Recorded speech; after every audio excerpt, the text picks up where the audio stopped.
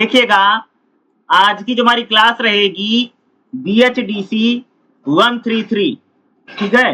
ये हिंदी सब्जेक्ट का क्लास रहेगा BHDC 113, ठीक है। सेकेंड ईयर में आपके पास ये बुक होगी। इसके हम लोग इंपॉर्टेंट क्वेश्चन को कर रहे हैं। इसमें जो मैं आपको क्वेश्चन करा रहा हूँ ये सारा प्रीवियस ईयर में आया हुआ है, ठीक है। और इंपॉर्टेंट क्वेश्चन हो सकता है। आप लोग जब एग्जाम देंगे तो इसमें कई सारे क्वेश्चन आपको एग्जाम में देखने को मिल सकता है, ठीक है।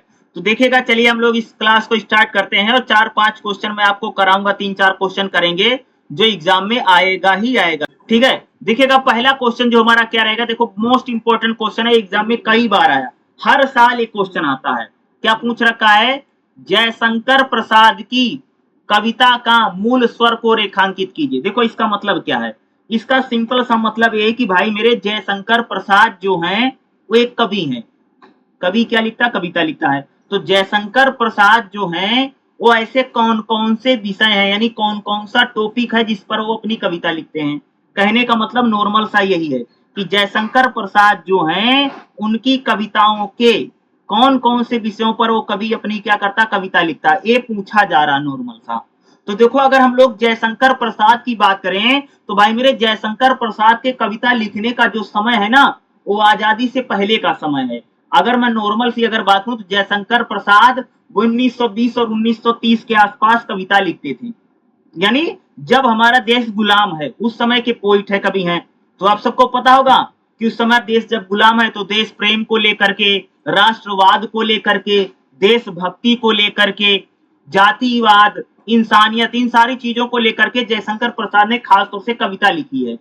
क्योंकि किसी कवि का अगर आपको समय पता है कि भाई ये कवि कब से कब तक कविता लिखते थे, तो समय के अनुसार हम थोड़ा अनुमान लगा सकते हैं कि भाई वो कवि अपने कौन कौन से विषयों पर कविता लिखा होगा। तो जयशंकर प्रसाद की कविता का मूल स्वर क्या है? जयशंकर प्रसाद जो है छायावाद के कवि माने जाते हैं। छायावाद क्या है? जो 1900 कह सकते हैं 18-19 से लेकर के 1936 तक माना जाता है, ठीक है। तो जयशंकर प्रसाद का जो समय है 1918-19 से लेकर के या 1920 मान लीजिए 1936 तक का समय है। वो समय क्या है? उस समय देश गुलाम है, देश में राष्ट्रीय आंदोलन चल रहा है, नेशनल मूवमेंट चल रहा है, आजादी की लड़ाई का, देश गुलाम है। तो जयशंकर प्रसाद की अगर मैं कविताओं की बात करूं, यानी उनकी कविता का मूल स्वर क्या है, तो जयशंकर प्रसाद जी भावुकता को लेकर के, भावुकता यानी जैसे कभी भावुक नहीं हो जाता, जैसे प्रेम को लेकर के, करुणा को लेकर के, तो जयशंकर प्रसाद भावुक कवि हैं। जयशंकर प्रसाद ने राष्ट्र प्रेम को लेकर के, क्योंकि देश गुलाम था, तो जयशंकर प्रसाद की जो कविताएं उसमें कह सकते भाई मेरे राष्ट्र प्रेम, देश प्रेम, राष्ट्रवाद, प्रकृति चित्रण।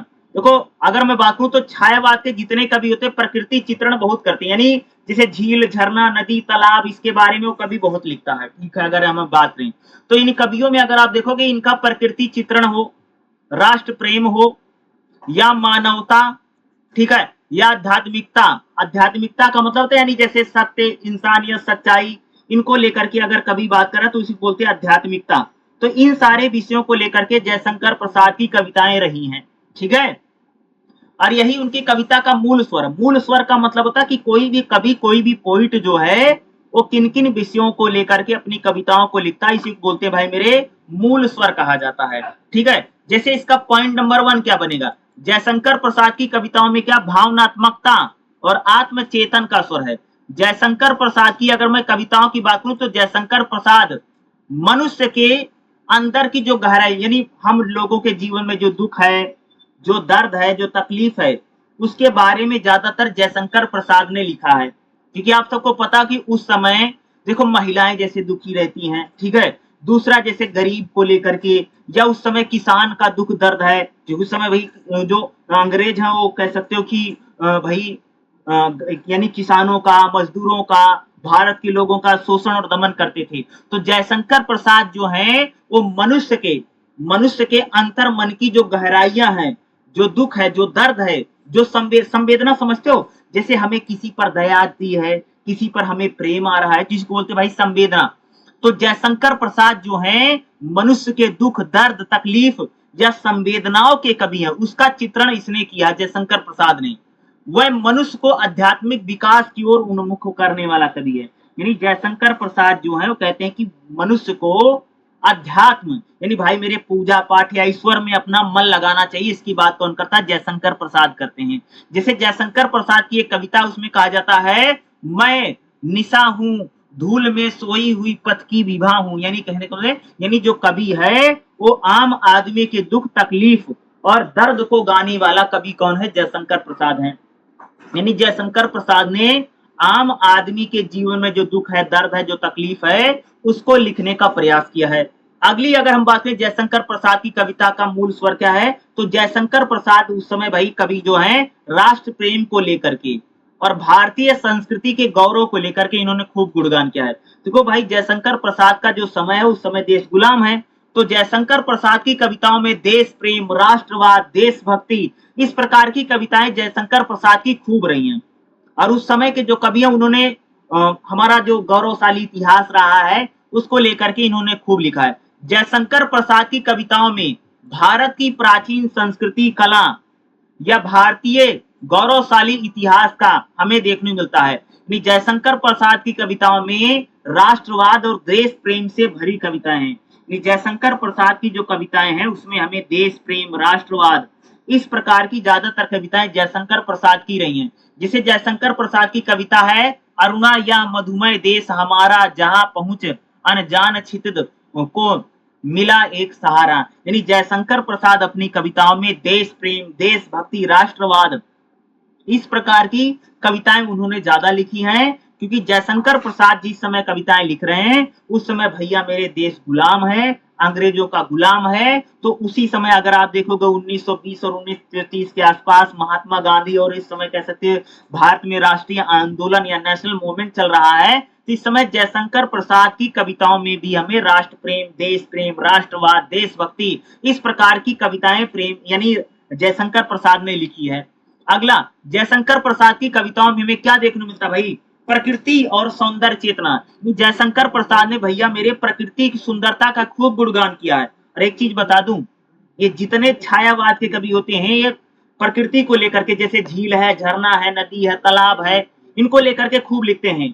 यानी पहाड़ वहाड़ को लेकर के, झरने वरने को लेकर के, झील को लेकर के, नदी वदी को लेकर के इन कवियों ने ज्यादातर अपना लिखा है। तो जयशंकर प्रसाद की अगर मैं बात करूं तो जयशंकर प्रसाद ने प्रकृति को केवल बाहरी सुंदरता नहीं बल्कि उन्होंने प्रकृति के जरिए मानव की सुंदरता का गुणगान किया है।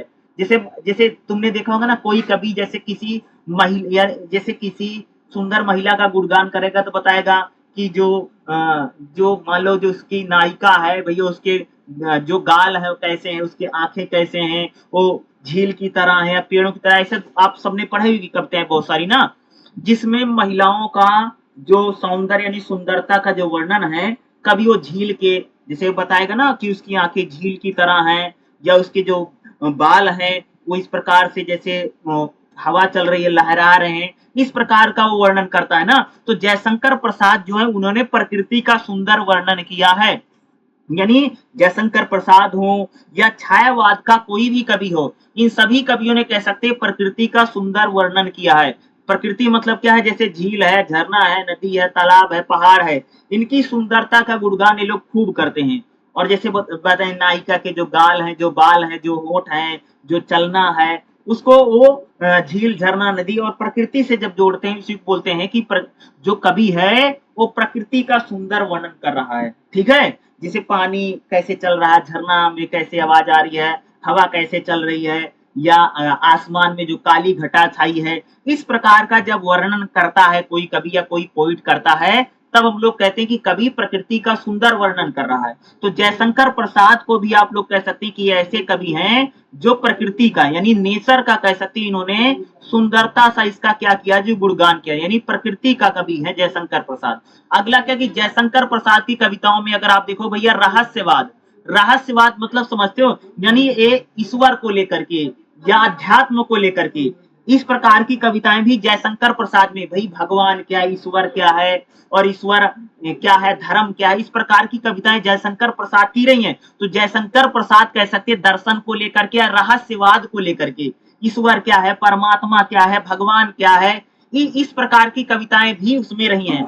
जैसे जयशंकर प्रसाद की अगर मैं कविताओं की बात करूं तो उनकी कविताओं में एक गूढ़ आध्यात्मिक रहस्य छिपा होता है, जो पाठक को चिंतन और आत्ममंथन के लिए प्रेरित करता है। यानी जयशंकर प्रसाद ऐसी कविता लिखते हैं, ऐसी पोयम लिखते हैं कि जो पढ़ने वाला व्यक्ति है वो सोचने पर मजबूर हो जाता है। समझ रहे हो? यानी जयशंकर प्रसाद जैसे कवि ऐसी ऐसी कविताएं लिख रहे हैं कि पढ़ने वाले लोग उस पर विचार करने में या उसको सोचने में मजबूर हो जाते हैं, उसको समझते हैं। ठीक है, यानी रहस्यवाद और दर्शन का मतलब ये होता कि कवि जो है ईश्वरीय रहस्य के ऊपर कविताएं लिख रहा है। अगला क्या, जयशंकर प्रसाद की अगर मैं कविताओं की बात करूं, जयशंकर प्रसाद ने नारी सुंदरता, सौंदर्य, नारी सौंदर्य का मतलब नारी की सुंदरता है, नारी के गाल कैसे हैं, बाल कैसे हैं, केस कैसे, उसकी चाल कैसे है, यानी नारी की सुंदरता और नारी की कोमलता का गुणगान किया है। ठीक है, यानी जितने कवि होते हैं भाई महिला की सुंदरता का गुणगान तो जरूर करते हैं, तो उसमें जयशंकर प्रसाद ने भी कह सकती कि उन्होंने नारी की सुंदरता का क्या किया है, सुंदर गुणगान किया, यानी महिला की सुंदरता का जिक्र खूब करते हैं। जैसे जयशंकर प्रसाद ने अपनी कविताओं में नारी के बाहरी सुंदरता, बाहरी मतलब शरीर की सुंदरता, जैसे उसके गाल हैं, होंठ है, बाल हैं, और आंतरिक सुंदरता भी होती है, यानी अंदर से वो कितनी सुंदर है, यानी प्रेम, करुणा, दया, इसकी बात करते हैं ना। तो जयशंकर प्रसाद ने नारी की सुंदरता का भी गुणगान किया है। महिलाएं किस प्रकार से त्याग करती हैं, किस प्रकार से समर्पण करती हैं, नारियों के स्नेह, ममता, इसका भी कह सकते सुंदर चित्रण कह सकते कि जयशंकर प्रसाद जी ने अपनी कविताओं में किया है। यानी नारी की सुंदरता का सुंदर चित्रण कह सकते हो कि जयशंकर प्रसाद की कविताओं में हम लोगों को देखने को मिलता है। अगर मैं निष्कर्ष की बात करूं, निष्कर्ष तो भाई हर क्वेश्चन में हम जब लिखते हैं तो उसकी भूमिका निष्कर्ष तो लिखना ही होता है। जयशंकर प्रसाद की कविताओं के अगर हम उनके मूल स्वर की बात करें, मूल स्वर मतलब उनकी वो जयशंकर प्रसाद जो कौन कौन सी विषयों पर कविता लिखते हैं, तो जयशंकर प्रसाद जी कह सकते हैं मनुष्य के अंतर मन की भावनाओं को लेकर के कविता लिखते हैं। जयशंकर प्रसाद ने देश प्रेम, राष्ट्रवाद, प्रकृति को लेकर के या अध्यात्म को लेकर के उन्होंने अपनी कविताओं को लिखा है। जयशंकर प्रसाद जो है मानवीय संवेदना को लिखने का बात करते हैं। मानवीय संवेदना समझते हो, यानी आम आदमी के जीवन पर उन्होंने कविता लिखने का प्रयास किया है। यानी जयशंकर प्रसाद जो है आम आदमी जो है, जो कॉमन मैन है, जिसको हम आप लोग आम आदमी कर रहे हैं, उसके जीवन में क्या समस्या, क्या दुख है, क्या तकलीफ है, उसको लिखने का प्रयास कह सकते हैं कि भाई मेरे जयशंकर प्रसाद ने किया है। चलिए हम लोग अगला क्वेश्चन देखते हैं। अगला क्वेश्चन भी लगभग इसी प्रकार का है। क्या देखो, ये मोस्ट इंपॉर्टेंट क्वेश्चन है, दूसरा क्वेश्चन ये एग्जाम में भी खूब आता है। महादेवी वर्मा के काव्य की अंतर वस्तु बताओ। भाई मेरे काव्य की अंतर वस्तु का भी मतलब वही होता है कि महादेवी वर्मा जो कविताएं लिखती हैं और महादेवी वर्मा की कविताओं में क्या क्या देखने को मिलता है, यानी कौन कौन से ऐसे विषय हैं जिस पर महादेवी वर्मा ने कविताएं लिखी हैं, या महादेवी वर्मा जब कविता लिखती है तो उनकी कविता के कौन कौन से विषय होते हैं, कौन कौन से टॉपिक होते हैं। ठीक है, तो इसमें हम लोग महादेवी वर्मा की बात करेंगे। तो भाई महादेवी वर्मा पहली बात तो एक महिला है। ठीक है, विधवा के रूप में इन्होंने अपना जीवन जिया है। तो कह सकते हैं महादेवी वर्मा महिलाओं की क्या समस्या, महिलाओं के क्या दुख तकलीफ हैं, उसको इन्होंने खूब लिखा। क्योंकि एक महिला जब कविता लिखेगी सबसे पहले भाई मेरे महिलाओं के क्या दुख है, क्या तकलीफ है, उसको लिखेगी। ठीक है, और दो महिलाओं के क्या त्याग है, क्या समर्पण है, क्योंकि महादेवी वर्मा खुद तो महिला है। दूसरा है कि इन्होंने विधवा के रूप में जीवन जिया है। तो कह सकती कि विधवा, हमारे समाज में जो विधवाएं होती हैं या हमारे समाज में ऐसी महिला जिसका पति नहीं है, जिसका हस्बैंड नहीं है, उन महिलाओं का जीवन कैसा हो जाता है, उन महिलाओं को जीवन में क्या क्या सहना पड़ता है, क्या क्या दिन और क्या क्या दुख सहने पड़ते हैं, इन सब चीज के बारे में कह सकती कि महादेवी वर्मा ने इसमें लिखने का प्रयास किया। तो महादेवी वर्मा की कविताओं का वही अंतर वस्तु मतलब, यानी महादेवी वर्मा कौन कौन से विषयों पर अपनी कविता लिखी हैं। देखो महादेवी वर्मा जो है हिंदी साहित्य के छायावाद की प्रमुख कवि है। महादेवी वर्मा भी छायावाद की कवि हैं। छायावाद में इसका मतलब ये प्रकृति चित्रण तो जरूर करती होंगी, महिला है तो महिलाओं के दुख तकलीफ विरह का जरूर लिखती होंगी, महिलाओं की जो भावनाएं हैं, महिलाओं का जो दुख है उसको लिखना है। यानी महादेवी वर्मा की जो कविताएं हैं उनकी कविताओं में अगर देखोगे भाव महिलाओं को लेकर के ज्यादा लिखा है, महिलाओं की करुणा, प्रेम, सहानुभूति को लेकर के लिखा है। महादेवी वर्मा के जो गीत है, यानी जो महादेवी वर्मा की कविताओं में नारी मन की व्यथा, यानी महिलाओं को क्या दुख है, क्या तकलीफ है, महिलाओं के मन की व्यथा मतलब समझते हो, दुख तकलीफ को बोलते हैं भाई मेरे व्यथा। तो महादेवी वर्मा ने नारी यानी महिला के मन में क्या दुख है, क्या तकलीफ है, बेचारी किसी को कह भी नहीं पाती है, वो किसी को बता भी नहीं पाती है, समझ रहे हो। तो महिलाओं के मन के दुख को लिखा है, क्योंकि महादेवी वर्मा खुद भी महिला हैं, इसलिए महादेवी वर्मा महिला होते हुए किसी दूसरे महिला के दुख को ज्यादा समझ सकती भाई मेरे। इसलिए महादेवी वर्मा की कविताओं में यानी गीतों में महिलाओं की व्यथा, महिलाओं को विरह वेदना, विरह मतलब समझते हो, विरह मतलब होता है भाई मेरे दुख, दुख होता है, यानी देखो जैसे जब प्रेम होता है ना उसको बोलते हैं हम लोग सौंदर्य, ठीक है, और विरह का मतलब उसको बोलते हैं जब प्रेमी प्रेमिका बिछुड़ जाते हैं उसको बोलते हैं भाई विरह। जैसे मान लो कोई लड़की है वो अपने प्रेमी से बिछुड़ गई है तो उसको याद कर रही है, उसकी याद में रो रही है या उसको याद करके वो व्याकुल हो रही है, उसको इसको बोलते हैं भाई विरह। तो महादेवी वर्मा ने महिलाओं के मन के दुखों को, विरह को, या महिलाओं की क्या क्या समस्याएं हैं और महिलाओं को के लेकर के क्या क्या प्रॉब्लम है इसको लिखने का प्रयास किया है। महादेवी वर्मा जो है प्रकृति को लेकर के भी अपनी कविताएं लिखती हैं, खास तौर से महादेवी वर्मा महिलाओं को लेकर के, महिलाओं से रिलेटेड ही उन्होंने ज्यादातर लिखा है, या कह सकते हैं महादेवी वर्मा जो अध्यात्म को लेकर के लिखती हैं, प्रेम को लेकर के, करुणा को लेकर के, ममता को लेकर के लिखा है। और महादेवी वर्मा यहाँ तक ही कहती है कि महिलाएं जो हैं उन्होंने अपने लिए बड़े बड़े कैरेक्टर बना लिए, महिलाएं जो है वो सीता बनना चाहती हैं, अनुसुईया बनना चाहती हैं, ठीक है, यानी महिलाएं अपने मन का कुछ कर नहीं पा रही हैं। और महिलाओं ने क्यों नहीं कर पा रही हैं, क्योंकि महिलाओं ने खुद ही अपने लिए बड़े बड़े आदर्श बना लिए हैं और उन आदर्शों को फॉलो करने में उनको अनुसरण करने में उनको जीवन बीत जा रहा है। देखो महादेवी वर्मा भाई किस प्रकार की होता, महादेवी वर्मा की काव्य की अंतर वस्तु क्या है तो देखिएगा, पहला क्या है, विरह और अधूरे प्रेम की वेदना, यानी महादेवी वर्मा की कविताओं में प्रेयसी के वियोग का केंद्रीय भाव, यानी प्रेयसी मतलब समझते हो प्रेमी प्रेमिका होते हो नहीं, जैसे लवर नहीं होते दो, प्रेमी प्रेमिका होते हैं, तो भैया प्रेमी प्रेमिका जब बिछुड़ जाते हैं उसको बोलते हैं वियोग। तो भाई महादेवी वर्मा ने विरह को खूब लिखा, विरह मतलब यानी जब प्रेमी प्रेमिका जब बिछुड़ जाते हैं और जब एक दूसरे की याद करके तड़पते रहते हैं उसको बोलते भाई मेरे विरह। तो महादेवी वर्मा ने ज्यादातर जो प्रेमी प्रेमिका बिछुड़ जाते हैं उनके दुख को लिखने का प्रयास किया है, यानी यही इनका केंद्रीय भाव है, महिलाओं के दुख को, प्रेमी प्रेमिका जब बिछुड़ जाते हैं इस प्रकार के दुख को लिखने का भाव महादेवी वर्मा। यह प्रेम सांसारिक ना होकर के अक्सर आध्यात्मिक और रहस्यात्मक है, जिसमें प्रिय की खोज, यानी हर व्यक्ति किसी अपने प्रिय आदमी को खोजने में लगा हुआ है और ईश्वर की खोज में बदल जाती है, यानी हर व्यक्ति ऐसे आदमी को खोज रहा है जो उसके दुख तकलीफ को समझ सके, समझो।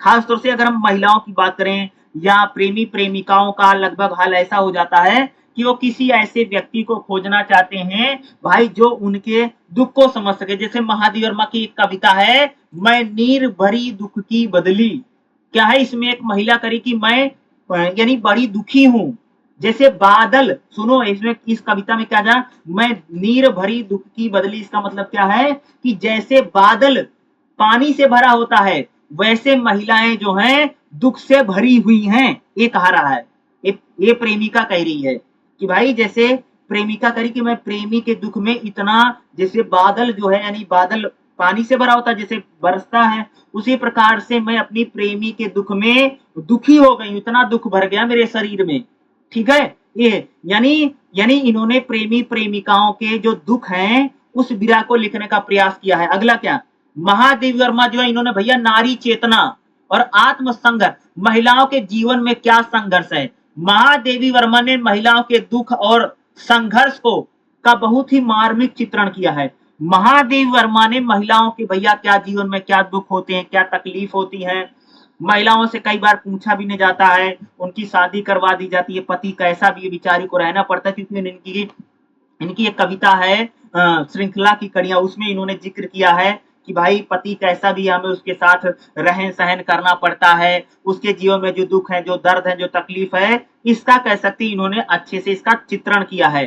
देखो महादेवी वर्मा जो है, महादेवी वर्मा ने नारी को, केवल नारी की सुंदरता को ही नहीं बल्कि महिलाओं की संवेदना को, आत्मबल को और आत्म गौरव का भी लिखने का प्रयास किया है। महादेवी वर्मा जो है उन्होंने महिलाओं के दुख, दर्द और दमन, किस प्रकार से महिलाओं को सताया जाता है, किस प्रकार से महिलाओं को उनके मन का नहीं करने दिया जाता है, किस प्रकार से महिलाएं जो होती हैं उनके फादर जो होते हैं उसकी भी से शादी कर देते हैं, पति शराबी है कैसा भी है उसके साथ रहना पड़ता है, और एक प्रकार से महिलाओं की इच्छा भी नहीं पूछी जाती, उनका क्या मन है क्या मन नहीं है। इस सब को लेकर के महादेवी वर्मा लिखती हैं, यानी महिलाओं को किस प्रकार से अपने जीवन में संघर्ष करना पड़ता है, और अपने जीवन की लड़ाई भाई मेरे स्वयं ही लड़नी पड़ती है, खुद ही लड़नी पड़ती है।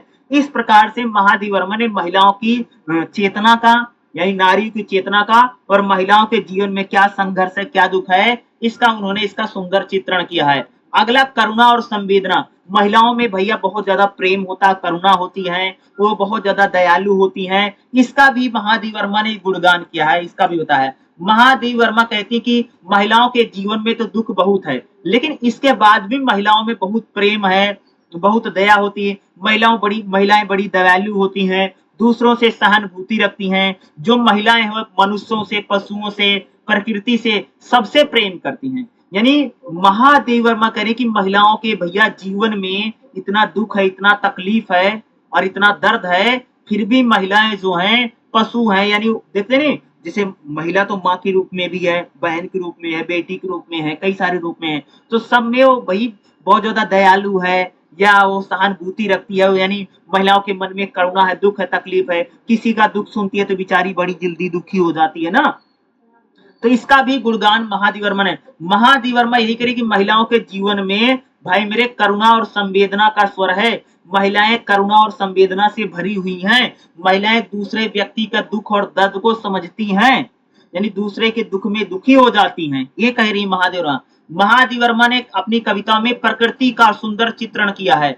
भाई प्रकृति महादेवी वर्मा के केवल सुंदरता नहीं बल्कि मन की स्थिति को बताता है। जैसे बादल, राग, चांद, फूल, वर्षा आदि के भाव के माध्यम से वो कह सकती कि देखो महादेवी वर्मा जो हैं वो प्रकृति के माध्यम से महिलाओं के बारे में और महिलाओं के दुख तकलीफ और विरह के बारे में लिखने का प्रयास किया। यानी महादेवी वर्मा जो है प्रकृति का भाई सुंदर चित्रण करती है, यानी झील, झरना, नदी, तालाब, पहाड़, इसका चित्रण भी कह सकती कि महादेवी वर्मा ने अपनी कविताओं में किया है। यानी महादेवी वर्मा की कविताओं में हमें प्रकृति का सुंदर चित्रण मिलता है। महादेवी वर्मा ने मानवीय भावनाओं को भी लिखा है, मानवीयता पर भी कविता लिखती हैं। यानी हम लोगों में प्रेम होना चाहिए, भाई हमें ईमानदारी होनी चाहिए, हमें सच्चाई होना चाहिए, इसको लेकर के भी वो यानी किसी व्यक्ति के कैरेक्टर को लेकर के यानी व्यवहार को लेकर के भी उन्होंने कविता लिखी है कि भाई हमें सबसे प्रेम करना चाहिए, किसी से द्वेष नहीं रखना चाहिए, किसी से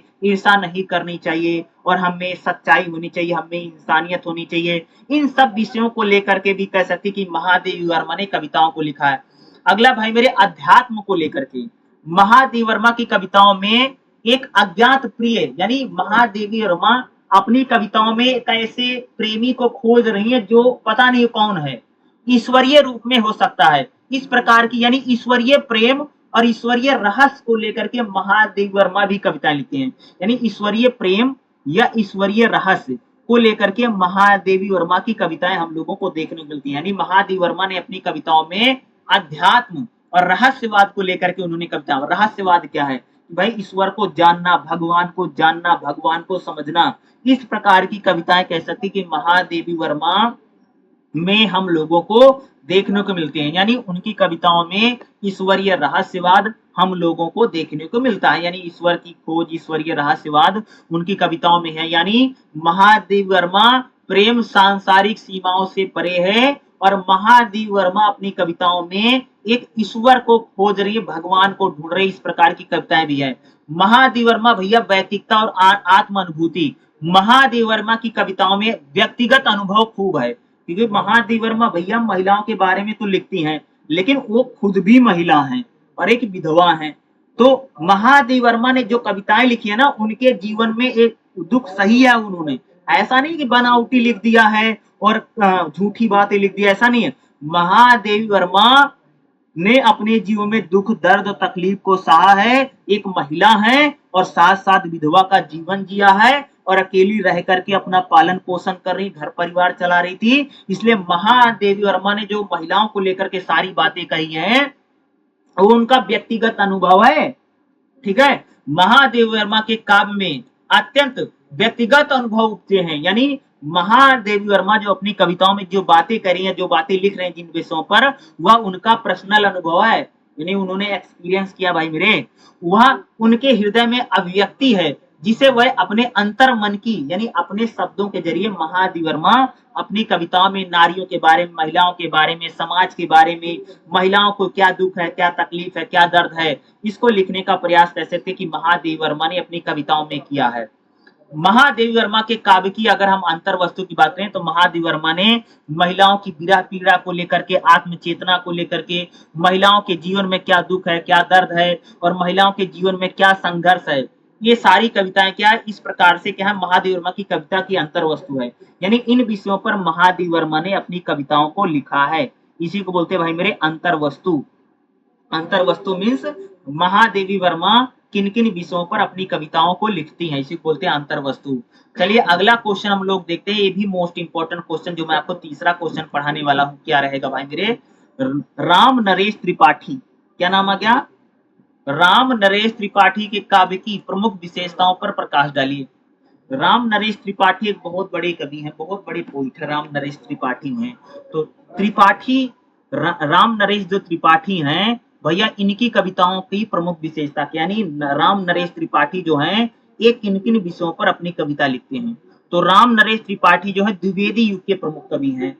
और द्विवेदी युग कब है, ये कह सकते हो कि भाई मेरे 1900 से लेकर के 1918 तक चला है।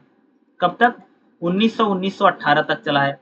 और जब 1900 आ गया, 1918 आ गया, इसका मतलब हमारा देश गुलाम है। इसका मतलब क्या है कि राम नरेश त्रिपाठी भी देश प्रेम, राष्ट्रवाद को लेकर के कविता तो जरूर लिखेंगे। तो राम नरेश त्रिपाठी की कविताएं जो है उनमें, राम नरेश त्रिपाठी हिंदी साहित्य में द्विवेदी युग के प्रमुख कवि हैं। उनके काव्य में अगर उनकी कविताओं की बात करें, राम नरेश त्रिपाठी जी ने देश प्रेम को लेकर के, नैतिकता, संस्कार और लोक जीवन की सादगी को लेकर के लिखा है। राम नरेश त्रिपाठी जो हैं उन्होंने बहुत ही सरल और सहज रूप से अपनी कविताओं के जरिए उन्होंने समाज को संदेश दिया है। राम नरेश त्रिपाठी एक बहुत बड़े भी कवि हैं, द्विवेदी युग के कह सकते हो। और भाई मेरे राम नरेश त्रिपाठी ने भी कह सकते कि देश प्रेम, राष्ट्रवाद, देशभक्ति, ठीक है, नैतिकता को लेकर की, नैतिकता यानी हम इंसानियत भैया, कि हमें सच्चाई, ईमानदारी, दयालु ये सब होना चाहिए, इस प्रकार को लेकर के लिखा है। कि भाई उस समय समाज में जातिवाद है, छुआछूत है, इसको लेकर के भी राम नरेश त्रिपाठी जी ने अपनी कविताओं को लिखा है। राम नरेश त्रिपाठी, हमें सादा जीवन जीना चाहिए हमें, और बहुत ज्यादा दिखावा नहीं करना चाहिए, लोक जीवन की सादगी, इसे बोलते हैं लोक जीवन की सादगी। लोक जीवन की सादगी का सिंपल सा मतलब है कि हमें अपने जीवन में सादगी को धारण करना चाहिए, बहुत ज्यादा दिखावा नहीं करना चाहिए। इस प्रकार की कविताएं उन्होंने लिख रखी है। क्वेश्चन ये ना भाई ना कि राम नरेश त्रिपाठी के काव्य की प्रमुख विशेषताएं बताइए। तो इसका मतलब क्या है कि राम नरेश जो त्रिपाठी है उनकी कविताओं के मूल स्वर क्या हैं, यानी किन किन विषयों पर राम नरेश त्रिपाठी ने अपनी कविता लिखी है। तो पहला देखिएगा, राम नरेश त्रिपाठी की कविताओं की प्रमुख विशेषता। पहला देखो, राम नरेश त्रिपाठी का भैया देश प्रेम और राष्ट्रीय चेतना का कवि है। राम नरेश त्रिपाठी की कविताओं में स्वदेश प्रेम के प्रति गहरा अनुराग है। यानी राम नरेश त्रिपाठी जो है देश प्रेम को लेकर के, हमारी देश की जो दुर्गति हो रही है, अंग्रेज किस प्रकार से हमारे देश का शोषण कर रहा है, दमन कर रहा है, अंग्रेज किस प्रकार से भैया हमारे किसानों का, जवानों का और मजदूरों का और किसानों का किस प्रकार से दमन व शोषण करते हैं, इसको लेकर के राम नरेश त्रिपाठी ने लिखा है। राष्ट्र के पुनर्निर्माण की प्रेरणा भी राम नरेश त्रिपाठी की कविताओं से मिलती है। तो राम नरेश त्रिपाठी जो है देश प्रेम को लेकर के, राष्ट्रीय चेतना को लेकर के, देशभक्ति को लेकर के, इस प्रकार की कविताएं कह सकते भाई मेरे राम नरेश त्रिपाठी जी ने लिखी है। अगर मैं राम नरेश त्रिपाठी की बात करूं, राम नरेश त्रिपाठी मात्र एक कवि नहीं बल्कि राष्ट्र निर्माता थे। उनकी एक कविता है, वह शक्ति हमें दो दया निधि का कर्तव्य मार्ग पर डट जाएं, ये बहुत अच्छी पोयम है, एक कविता है वो, ठीक है। तो राम नरेश, अगर मैं त्रिपाठी का जिक्र करूं तो राम नरेश त्रिपाठी भाई मेरे देश प्रेम को लेकर के, राष्ट्रवाद को लेकर के, देशभक्ति को लेकर के, ठीक है, यानी ये कहते हैं कि वह शक्ति हमें दो दया निधि, दया निधि यानी भगवान को कहते हैं, हे भगवान कि हमें इतनी शक्ति दो कि हम अपने मार्ग पर डटे रहें, हम अपने पथ से विमुख ना हो और अपने राष्ट्र के लिए और अपने देश के लिए अपनी प्राणों का बलिदान दे दें। ये हमें इतनी शक्ति दो भगवान, ये कहा जा रहा कि वह शक्ति दो, वह शक्ति हमें दो, नया निधि कर्तव्य मार्ग पर डट जाएं। ठीक है, इस कविता में यही कहा जा रहा कि हे भगवान हमें इतनी शक्ति दो कि हम अपने देश के लिए मर मिटे और अपने अपने देश के लिए हम अपने जीवन का बलिदान कर दें और हम अपने कर्तव्य मार्ग, यानी हमारा कर्तव्य क्या है, हमारी हमारा हमारा जिम्मेदारी क्या है, हम अपनी जिम्मेदारियों पर डटे रहें और उसे कभी भी विमुख ना हो। एक क्या अपनी कविताओं में क्या कौन कर रहा है, राम नरेश त्रिपाठी अपनी कविताओं में कह रहे हैं। अगला राम नरेश त्रिपाठी भैया लोक जीवन को लेकर के, यानी राम नरेश त्रिपाठी जी ने कह सकते भैया गांव की सुंदरता का खूब गुणगान किया है। राम नरेश त्रिपाठी ने गांव के जीवन, किसानों की दुर्दशा और भारतीय संस्कृति का खूब सुंदर चित्रण किया है। राम नरेश त्रिपाठी की कविताओं में भारतीय जीवन की सादगी, भाई सादा जीवन उच्च विचार, आप सबने खूब सुना होगा ना कि भाई हम लोगों को सादा जीवन उच्च विचार रखना चाहिए। तो राम नरेश त्रिपाठी जो हैं वो अपनी कविताओं में लोक जीवन की सुंदरता और का सुंदर गुणगान हम लोगों को इसमें देखने को मिलता है। त्रिपाठी जी ने अपने कविताओं में गांव की सुंदरता का, गांव के खेत कैसे हैं, गांव के खलिहान कैसे हैं, गांव के लोग कैसे हैं, भाई गांव में क्योंकि अंग्रेजों का समय है तो अंग्रेज किसानों को किस प्रकार से परेशान करते हैं, भारतीय संस्कृति के बारे में राम नरेश त्रिपाठी ने, भाई हमारा खान पान कैसा है, हमारा पूजा पद्धति कैसा है, हमारा रीति रिवाज कैसा है, हमारा पहनावा कैसा, हमारी भाषा, इस बोलते भाई संस्कृति, इसके ऊपर उन्होंने यानी राम नरेश त्रिपाठी ने लोक जीवन को लेकर के और गांव की सुंदरता का सुंदर चित्रण कह सकते हैं कि राम नरेश त्रिपाठी जी ने अपनी कविताओं में किया है। और हमारे यहाँ पर जो लोग सादा जीवन जीते हैं, नॉर्मल जीवन जीते हैं, सिंपल लाइफ जीते हैं, इसको लेकर के भी राम नरेश त्रिपाठी जी ने अपनी कविताओं में इसका भी जिक्र हम लोगों को देखने को मिलता है। यानी राम नरेश त्रिपाठी जो है अपनी कविताओं में यही कह रहे हैं कि भाई मेरे हमें सादा जीवन जीना चाहिए, हमें दिखावे का जीवन नहीं जीना चाहिए। राम नरेश त्रिपाठी जी ने अपनी कविताओं में गांव गांव कैसे हैं, गांव की सुंदरता का, किसानों की दुर्दशा का, भारतीय संस्कृति का सुंदर चित्रण कह सकते हैं कि राम नरेश त्रिपाठी जी ने अपनी कविताओं में किया है। अगला नैतिकता और आदर्शवाद। राम नरेश त्रिपाठी अपनी कविताओं में नैतिकता की बात करते हैं, सदाचार की बात करते हैं। नैतिकता क्या है कि भाई हमें सच बोलना चाहिए, हमें ईमानदार होना चाहिए, हमें किसी से छल नहीं करना चाहिए, हमें झूठ नहीं बोलना चाहिए, ठीक है, हमें दया दिखानी चाहिए, ठीक है, यही है नैतिकता। यानी राम नरेश त्रिपाठी अपनी कविताओं में कहते हैं कि हम लोगों को ईमानदार होना चाहिए, हमें सच बोलना चाहिए, हमें हिंसा नहीं करनी चाहिए, हमें जीव जंतुओं और लोगों पर दया भाव रखना चाहिए, हमें लोगों से प्रेम करना चाहिए। इस प्रकार की कविताएं लिखने वाले कवि कौन है, राम नरेश त्रिपाठी हैं। राम नरेश त्रिपाठी कविताओं में मनोरंजन नहीं है, बल्कि राम नरेश त्रिपाठी चरित्र निर्माण की बात करती कि हमें हमारा चरित्र कैसा होना चाहिए, हमारा कैरेक्टर कैसा होना चाहिए। भाई हमें सच्चाई के साथ, ईमानदारी के साथ, दया के साथ, हमें हमारे जीवन में सच होना चाहिए, ईमानदारी होना चाहिए, त्याग होना चाहिए, बलिदान होना चाहिए। इस प्रकार की बातें कौन करता है, राम नरेश त्रिपाठी अपनी कविताओं में करते हैं। यानी राम नरेश त्रिपाठी अपनी कविताओं के जरिए लोगों को यह बताने का प्रयास कर रहे हैं कि हमें कैसा जीवन जीना चाहिए, हमें हमारे जीवन में सत्य, अहिंसा, त्याग, बलिदान, करुणा, दया, क्षमा, ये सारे होना चाहिए। हमें भ्रष्ट नहीं होना चाहिए, हमें करप्शन नहीं करना चाहिए, हमें ईमानदारी के साथ जीवन जीना चाहिए, हमें लोगों की मदद करनी चाहिए, लोगों की हेल्प करनी चाहिए। इस प्रकार की प्रेरणा कौन दे रहे हैं अपनी कविताओं के माध्यम से, राम नरेश त्रिपाठी। तो राम नरेश त्रिपाठी की अगर मैं कविताओं की बात करूं तो वो कह रहे हैं कि भैया हमें सदाचार के साथ, ईमानदारी के साथ हमें अपना जीवन जीना चाहिए और हमें अच्छा अपने चरित्र को बनाना चाहिए। अगला क्या है, राम नरेश त्रिपाठी की कविताओं में अगर आप देखोगे बाल सुलभ सरलता, यानी राम नरेश त्रिपाठी जी की कविताएं जो उसकी भाषा बहुत सरल है, बहुत सहज है। राम नरेश त्रिपाठी जी ने बच्चों पर भी बहुत सारी कविताएं लिखी हैं। यानी राम नरेश त्रिपाठी की कविताएं इतनी आसान है, इतनी आसान और इतनी सरल भाषा में राम नरेश त्रिपाठी अपनी कविता लिखते हैं कि इसको कोई बच्चा भी, सामान्य बच्चा भी उसको सहज रूप से समझ सकता है। यही राम नरेश जो त्रिपाठी हैं, उनकी अगर आप कविताओं की बात करेंगे, अगर आप उनकी पोयम की बात करेंगी तो उनकी कविताओं की भाषा बहुत सरल है, बहुत आसान है। उसको सामान्य बच्चा या जो सिंपल आदमी है, जिसको बहुत कह सकते हैं साहित्य का पता नहीं, टफ लैंग्वेज नहीं है, यानी राम नरेश त्रिपाठी की जो कविताएं हैं वो बहुत सरल भाषा में लिखी गई हैं, सरल व सहज भाषा में कह सकते हैं कि राम नरेश त्रिपाठी जी ने अपनी कविताओं को लिखा है, या कविता का लेखन कह सकते हैं हम लोगों को देखने को मिलता है, यानी उनकी भाषा सहज सरल है।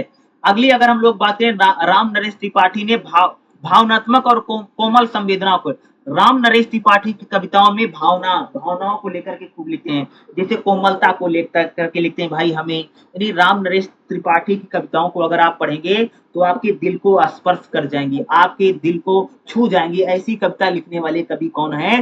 राम नरेश त्रिपाठी हैं। तो राम नरेश त्रिपाठी ने प्रेम को लेकर के, करुणा को लेकर के, दया को लेकर के इस प्रकार की कविताएं खूब लिखी हैं। हमें सच्चाई के साथ, ईमानदारी के साथ रहना चाहिए, हमें भावुक होना चाहिए, हमें निठुर नहीं होना चाहिए, अपने दिल को पत्थर नहीं बना लेना चाहिए, हमें दूसरे लोगों की हेल्प करनी चाहिए, दूसरे लोगों की मदद करनी चाहिए। इस प्रकार की कविता लिखने वाले कवि कौन है? राम नरेश त्रिपाठी है। ठीक है, अगला क्या भैया? छंदों का खूब सारा प्रयोग किया।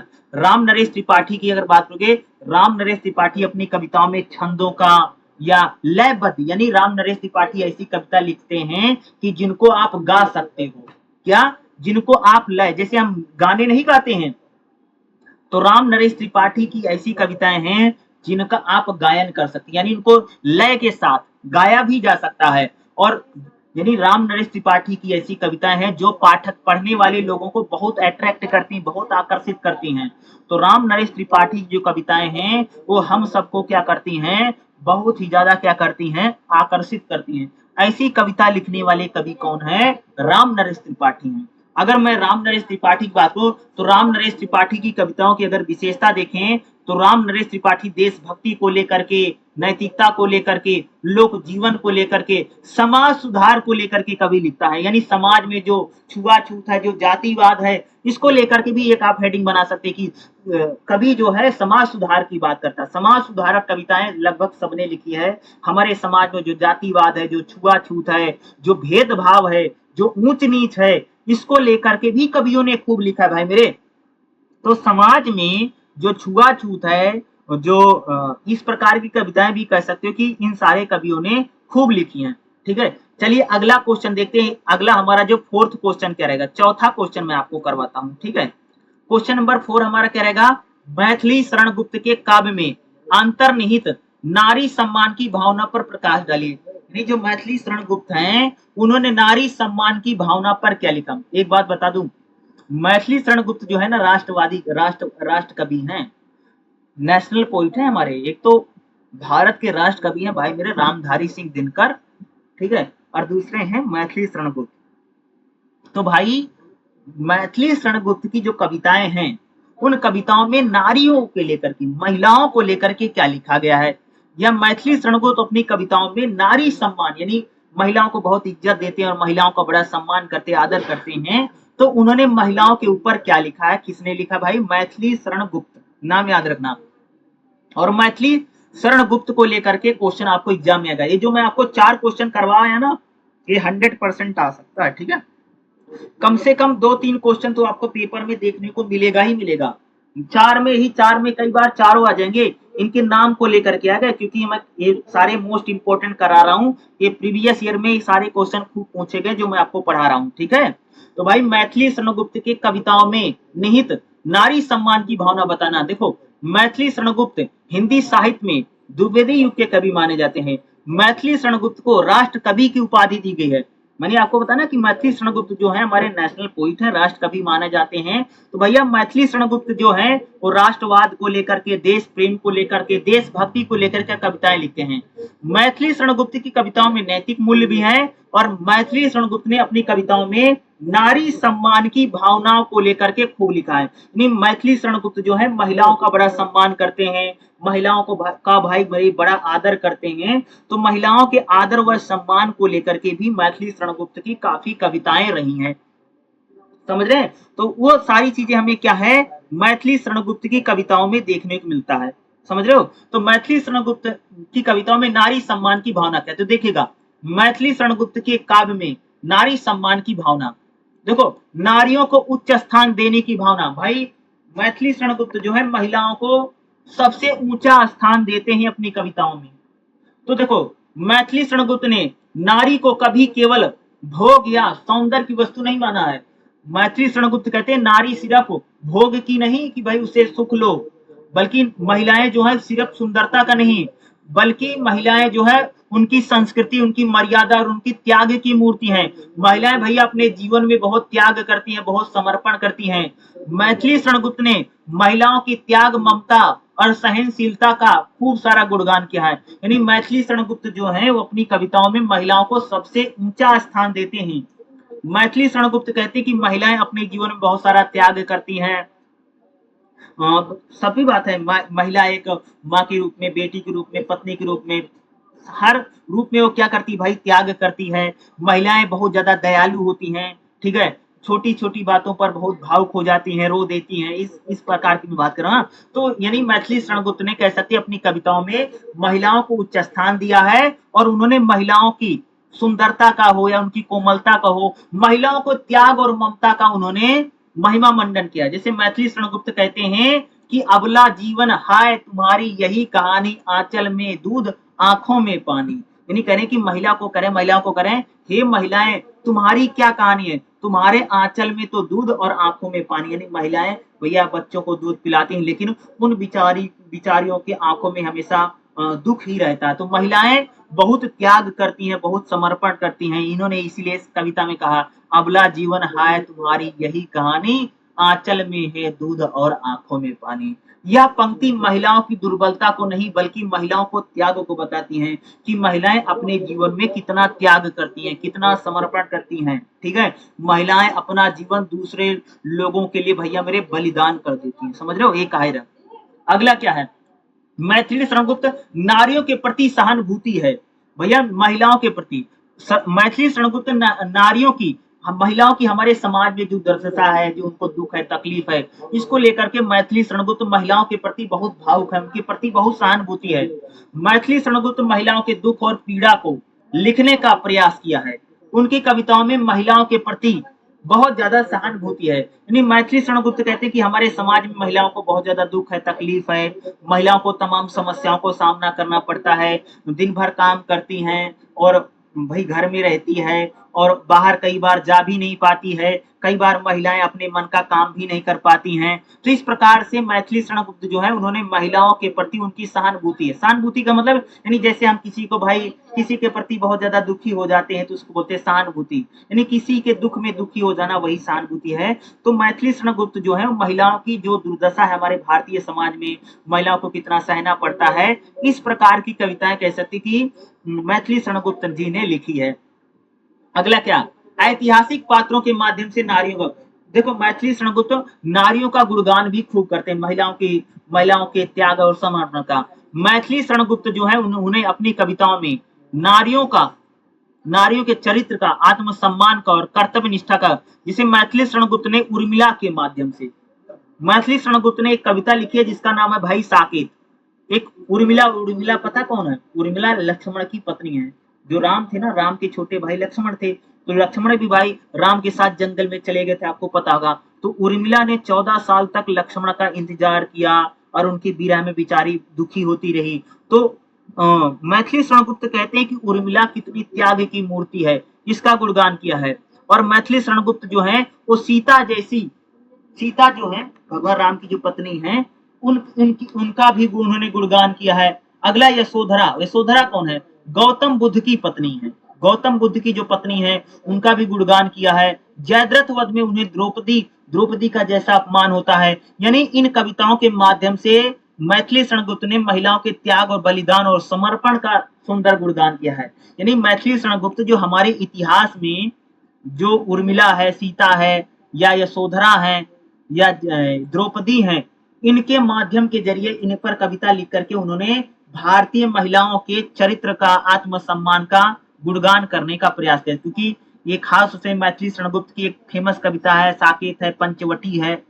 उन्होंने मैथिली शरणगुप्त ने यशोधरा नाम की भी कविता लिख रखी है। इसमें उन्होंने महिलाओं के त्याग और समर्पण का उन्होंने सुंदर गुणगान भी किया है। अगला, मैथिली शरणगुप्त ने नारी शिक्षा और स्वाधीनता का, मैथिली शरणगुप्त कहते भैया नारियों को पढ़ाना चाहिए, लिखाना चाहिए, नारियों की शिक्षा का पक्षधर है मैथिली शरणगुप्त। मैथिली शरणगुप्त कहते हैं कि भाई महिलाओं को भी पढ़ने का, लिखने का, आगे बढ़ने का मौका मिलना चाहिए। मैथिली शरणगुप्त मानते थे कि महिलाएं जो हैं राष्ट्र और समाज की उन्नति के बिना असंभव है। कहते हैं भाई जब तक महिलाएं आगे नहीं बढ़ेंगी तब तक हमारा देश और हमारा राष्ट्र भी आगे उन्नति नहीं कर पाएगा। अगर महिला पढ़ेगी, लिखेगी, आगे बढ़ेगी, इससे हमारे समाज की भी उन्नति होगी, प्रगति होगी। तो मैथिली शरणगुप्त जो है वो महिलाओं की शिक्षा और एजुकेशन के बहुत बड़े समर्थक हैं। वो मैथिली शरणगुप्त कहते हैं कि भाई महिलाओं को भी पढ़ने लिखने का बराबर मौका मिलना चाहिए, या पूरा मौका मिलना चाहिए कह सकते हो। कि मैथिली शरणगुप्त जो हैं वो महिलाओं की शिक्षा के समर्थक हैं। वो कहते कि महिलाओं को भी पढ़ने लिखने का और आगे बढ़ने का बराबर मौका मिलना चाहिए। ठीक है, अगला क्या है, नारियों को पुरुष समान स्थान देते हैं। मैथिली शरणगुप्त कहते हैं कि हमारे समाज में महिलाओं को भी पुरुषों के बराबर ही सम्मान मिलना चाहिए, क्योंकि महिलाएं भी पुरुषों के बराबर ही हैं। महिलाओं और पुरुषों को बिल्कुल बराबर मानते हैं। मैथिली शरणगुप्त जो है नारी को केवल घर की लक्ष्मी नहीं बल्कि पुरुषों के बराबर मानते हैं कि वकालत करते हैं। मैथिली शरणगुप्त ने नारियों के कर्तव्य और अधिकार दोनों की वकालत करते हैं। मैथिली शरणगुप्त कहते हैं कि भाई समाज में महिलाओं को भी पुरुषों के बराबर अधिकार मिलने चाहिए। महिलाएं और पुरुष दोनों बराबर हैं, उनमें किसी प्रकार का भेदभाव नहीं करना चाहिए। यानी महिला और पुरुष दोनों बराबर हैं, दोनों में न किसी प्रकार का भेदभाव कीजिए, दोनों बराबर हैं, दोनों इक्वल हैं, ये कह रहे हैं मैथिली शरणगुप्त। ठीक है, और हमें उसमें किसी प्रकार का भेदभाव नहीं करना चाहिए। ये करें, पुरुषों के बराबर ही महिलाएं हैं। जितना पुरुषों को सम्मान मिलता है समाज में उतना महिलाओं को मिलना चाहिए। जितना पुरुषों को, यानी पुरुषों के बराबर ही महिलाओं को आत्मसम्मान और समर्पण और समाज में बराबरी का दर्जे की बात करते हैं। यानी मैथिली शरणगुप्त जो है महिलाओं और पुरुष की समानता के पक्षधर हैं। मैथिली शरणगुप्त कह रहे हैं कि भैया महिला और पुरुष में किसी प्रकार का भेदभाव मत कीजिए। महिलाओं और पुरुष दोनों बराबर हैं, और महिलाएं भी अगर आगे बढ़ेंगी तभी हमारा देश आगे बढ़ेगा। ठीक है, महिलाएं भी पुरुषों के कंधे से कंधा मिला करके आगे बढ़ रही हैं। महिलाएं भी आज हर क्षेत्र में, हर सेक्टर में आगे बढ़ रही हैं। ठीक है, तो महिलाओं को भी पुरुषों के बराबर स्थान मिलना चाहिए, और महिलाओं को भी आगे बढ़ने के उतने ही अवसर मिलने चाहिए जितना हमारे समाज में पुरुषों को मिलता है। हमारे घरों में जितना लड़कों को प्यार, मोहब्बत, आत्मसम्मान मिल रहा उतना लड़कियों को भी मिलना चाहिए। इस बात को कौन कर रहा है? इस बात को मैथिली शरणगुप्त कह रहे हैं, समझ रहे हैं। अगला निष्कर्ष क्या लिखेंगे? मैथिली शरणगुप्त के काव्य में नारियों के प्रति बहुत सम्मान है। भाई मैथिली शरणगुप्त जो है महिलाओं का बड़ा सम्मान करते हैं। महिलाओं के दुख और तकलीफ के प्रति बड़ी सहानुभूति है और गौरव बोध है। मैथिली शरणगुप्त ने अपनी कविताओं में नारियों की संवेदना, शक्ति और आत्मबल का किया है। मैथिली शरणगुप्त महिलाओं के दुखों को तो लिखा है, दूसरी तरफ उन्होंने महिलाओं के संघर्ष और त्याग और बलिदान को भी लिखने का प्रयास किया है। मैथिली शरणगुप्त कहते हैं कि भाई महिलाओं को भी समाज में पढ़ने, लिखने और आगे बढ़ने का मौका मिलना चाहिए। मैथिली शरणगुप्त कहते हैं कि भाई पुरुषों के बराबर महिलाओं को भी अधिकार मिलना चाहिए। जितना अधिकार हमारे समाज में पुरुषों को मिलता है उतना ही अधिकार महिलाओं को भी मिलना चाहिए। कौन कहता है? मैथिली शरणगुप्त कहते हैं। उनके कविताओं में नारियों को अबला नहीं बल्कि नारियों के संघर्ष और समर्पण की बात की गई है। मैथिली शरणगुप्त महिलाओं और पुरुषों के बराबर स्थान देने के पक्षधर हैं। मैथिली शरणगुप्त कहते हैं भाई मेरे, महिलाओं को भी पुरुषों के बराबर ही स्थान मिलना चाहिए। महिलाओं और पुरुषों में किसी प्रकार का हम लोगों को भेदभाव नहीं करना चाहिए, और महिला और पुरुष जो हैं दोनों बराबर हैं, दोनों इक्वल हैं। किसी प्रकार का भेदभाव हम लोगों को नहीं करना चाहिए। ये कौन कह रहा है? ये मैथिली शरणगुप्त कह रहे हैं कि भैया कि भाई मेरे, जितना सम्मान महिलाओं को मिलता है उतना ही सम्मान किसको मिलना चाहिए? उतना ही सम्मान पुरुषों को, यानी पुरुषों के बराबर महिलाओं का सम्मान हो। महिलाओं को भी पढ़ने लिखने का मौका मिले, वो भी आगे बढ़ सके, उनको भी नौकरी करने का अवसर मिले। नहीं, मैथिली शरणगुप्त महिला और पुरुष के सम्मान की बात करते हैं, और मैथिली शरणगुप्त के मन में महिलाओं के प्रति बहुत सम्मान है, बहुत आदर है। ठीक है, तो मैंने आपको 4 क्वेश्चन कराए, इसी प्रकार के ये नोट्स बना करके मैंने आपको क्वेश्चन कराए हैं, और पूरी किताब ये इंपॉर्टेंट क्वेश्चन मैं आपको करवा रहा हूँ ना। अब जितने एग्जाम में क्वेश्चन आते हैं ना, सारे इंपॉर्टेंट क्वेश्चन इसी प्रकार के नोट्स बना करके मैं आपको डेली आपको ये सारी क्लासेस नोट्स के थ्रू करवा दूंगा। ये नोट्स है, शॉर्ट नोट है। एग्जाम में जो अभी मैं पढ़ करके एक्सप्लेन कर रहा हूँ ना, पेपर में आपको 4-5 पन्ने में लिखना पड़ेगा। ये थोड़ा शॉर्ट में नोट है, आप इसको एक्सप्लेन करके भी आप इसको लिख सकते हैं। 4 क्वेश्चन जो मैंने कराए ना, 4 में से या तो हो सकता है भाई चारों क्वेश्चन आपको एग्जाम में देखने को मिल सकता है, 4 में से 3-4 क्वेश्चन तो आपको एग्जाम में देखने को तो मिलेगा ही मिलेगा। जैसे मैंने आपको मैथिली शरण गुप्त, ठीक है, मैंने कराया, राम नरेश त्रिपाठी को बताया, महादेव वर्मा को भी मैंने आपको कराया है, ठीक है, या जयशंकर प्रसाद को मैंने पढ़ाया है। ये सारे क्वेश्चन प्रीवियस ईयर के हर साल पूछे जाते हैं जो मैं आपको करा रहा हूँ। ये सारे क्वेश्चन आपको एग्जाम में मिलेगा ही मिलेगा, ठीक है। तो जो मैं कर रहा हूँ सब इंपॉर्टेंट कर रहा हूँ, प्रीवियस ईयर का क्वेश्चन पेपर करा रहा हूँ, और ये क्लास आपको लिए लगातार चलती रहेगी, लगातार मैं आपको पढ़ाता रहूंगा, ठीक है। अगली क्लास में हम लोग और भी बहुत सारे क्वेश्चन करेंगे, और जितना प्रीवियस ईयर में क्वेश्चन पूछे गए हैं वो सारे क्वेश्चन इसी प्रकार के नोट्स के थ्रू मैं आपको सब करवा दूंगा।